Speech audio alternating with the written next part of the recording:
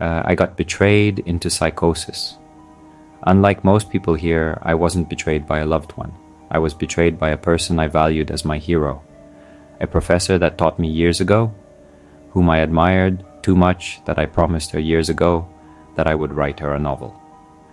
Ironically, the final page of the novel reveals that the villain only became like that because they asked the hero for help in a very desperate situation. The hero looked the other way. The letdown and disappointment and the heartbreak was the final nail. I visited her after graduation. I haven't seen her in years. I cried about how heartbreaking it was for me to lose my grandpa on my graduation day. How tough it is for me to not find a job and stay with my grandma alone. I told her there is so much I wanted to tell her. She welcomed me. To make it short, in the following months, her mother died. My grandma had a stroke. She cried, saying she had no one left. I told her I love her as a mother and that she was the only one who can pull me out of this hole.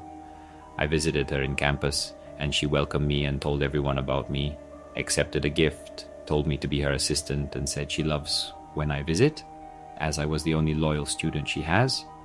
At that point, I was in therapy. I was so sad for her and wanted to be there for her. But I was afraid she would think I am in love with her, when in reality I needed a mentor and I was so lost in life, and she has a special place in my heart. But I felt a betrayal coming. Why would that happen? The woman considers me a son to the point where she told me she was in therapy. She is a very secretive person. When I told her I am on meds, she asked me to come on a certain day. I went, and a colleague of her falsely accuses me of flirting with girls, literally in their office with no one else. That other woman started insulting me for not finding a job and accused me of being irresponsible, and even made fun of my grief over my grandpa and worrying over my grandma.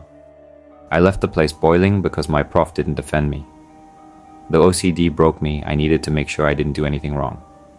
I went crazy over the next year wanting to talk to her, and she refused until I had someone call her for me, and she told her, how dare he visit me in a workplace. He is not my student anymore. I don't care if he kills himself, not my business. Right after the woman told her that I lost my grandma died too. Yesterday, a new therapist told me I have a bit of a psychosis, lots of OCD, emotional immaturity, and need for social and CBT.